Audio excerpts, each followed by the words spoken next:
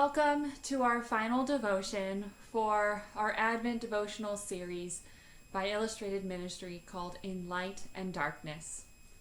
Our final scripture passage for this Christmas Eve comes from the Gospel of John, chapter 1, verses 1 through 5.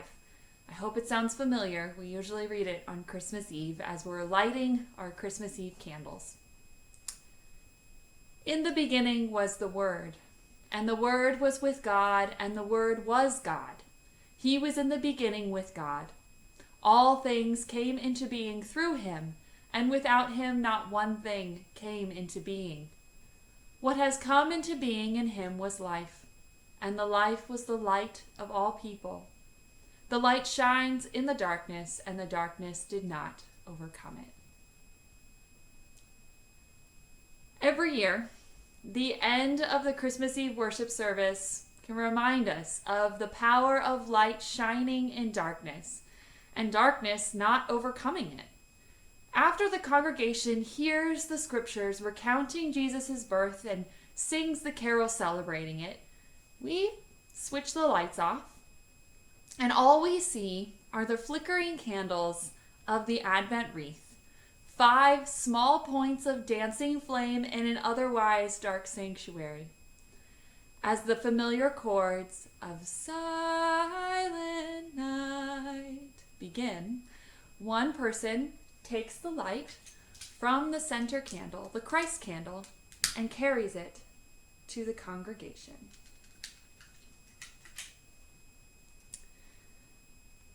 Now each person receives the light from the person next to them until maybe somewhere near the end of the 3rd verse, somewhere near the dawn of redeeming grace, tiny lights are flickering throughout the room and a sea of faces swims in a soft glow. Feel familiar? Each one illuminated by their own small flame. Now it's still dark, but eyes and mouths, tears and smiles are visible. The darkness continues to hold the mystery and awe of the story we proclaim at Christmas, that God comes in love to dwell with and among us, to learn from and with us what it means to be human, to teach us what it means to be God's people. And the light creates spaces in which each of us can be seen and known. Looking at the faces around us held by the darkness shining in the light, we can see just how holy each one is. If we think back to that first Christmas, it's interesting. Barbara Brown Taylor tells us that Jesus was born in a cave. Maybe not the way we usually imagine a stable, but caves made the best stables in Jesus' day. No wind whistling through the boards, no predators sneaking up on you from behind. It makes us wonder, did Mary also labor in that dark cave, a womb of sorts, and bring forth her baby in that protected space? Was Joseph beside her? Could she see him even? Did Joseph cradle that little boy in his arms, carry him out into the crisp air and moonlight to get a first glimpse of his face? Or had they brought a small oil lamp on their journey? Could they see each other by it, the way we see each other's candlelit faces in a darkened sanctuary on Christmas Eve? How visible were Mary and Joseph's exhaustion and elation to each other? Did the wonder and terror in their eyes, the same in any new parent's eyes, shine in that darkness? What did they see when they first saw the face of Jesus? And what do we see when we turn out the lights or step out into the night or close our eyes? What do we feel when left with just ourselves, our stories, and the hopes and fears of all the years? Maybe it's easy for our fears to come rushing back to us in the darkness. So much around us tries to convince us darkness itself is something to be afraid of. Ideas of good and evil, right and wrong, safety and danger are all conflated with light and dark imagery and language. Heaven is drawn as a place of light, the earth as a place of darkness. Our spirits are imagined as light, our bodies as darkness. Villains in our stories do their work at night, heroes in the day. Those depictions can lead us to neglect the earth, to vilify our own bodies, to fear the descending night and the people that populate it. Sometimes our fears are legitimate. Sometimes they can serve to protect us. But sometimes they're a response to conditioning, intentional or not. And letting this imagery go unexamined and unchallenged can have profound and harmful consequences for all of us. The creation accounts, the songs of the Psalms, and especially the story of Jesus' birth invite us into a holy, imaginative, redemptive, glorious darkness. Just the right setting to hold the shining light. Just the right manger to cradle the light of the world. Darkness and light are not opposites. They exist in relationship to one another, each finding its definition through the other.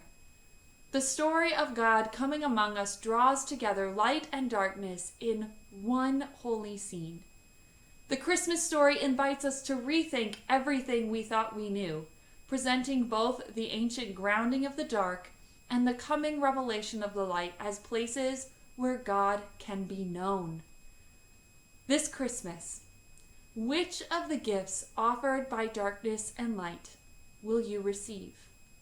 Which will you share?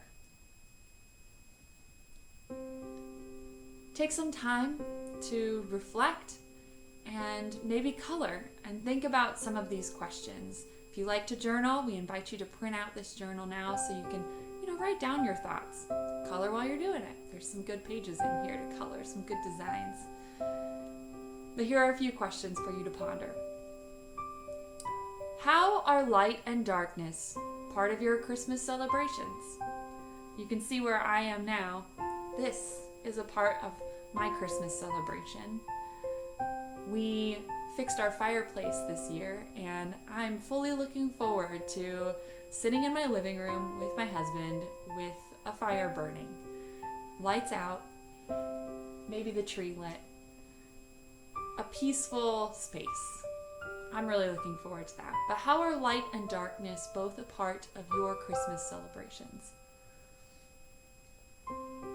And what questions do you have about the first Christmas? There are so many ways that we depict what the first Christmas looked like, what Jesus' birth looked like. There are many ways of describing it, where it happened, how it happened. But what is the reality of what happened? We can't necessarily know because we weren't there, but what was Mary going through? What was Joseph going through? All the people that visited, what was going on in the world around them? What questions do you have about the first Christmas? And have you ever experienced a moment that just felt holy? How did light and or darkness factor into that experience? Think of a holy moment. Go through it in your head and maybe journal about how light and darkness were a part of that experience.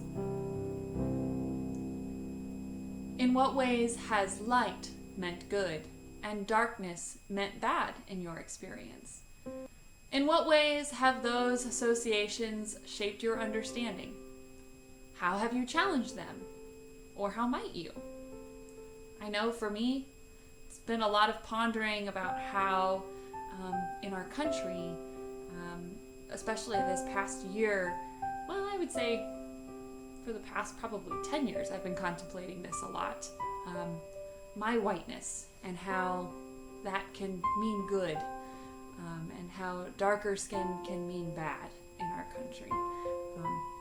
That's something that I'm pondering. But what about for you? How has light meant good and darkness meant bad in your personal experience? And how has it shaped the way you view the world and what you do in the world?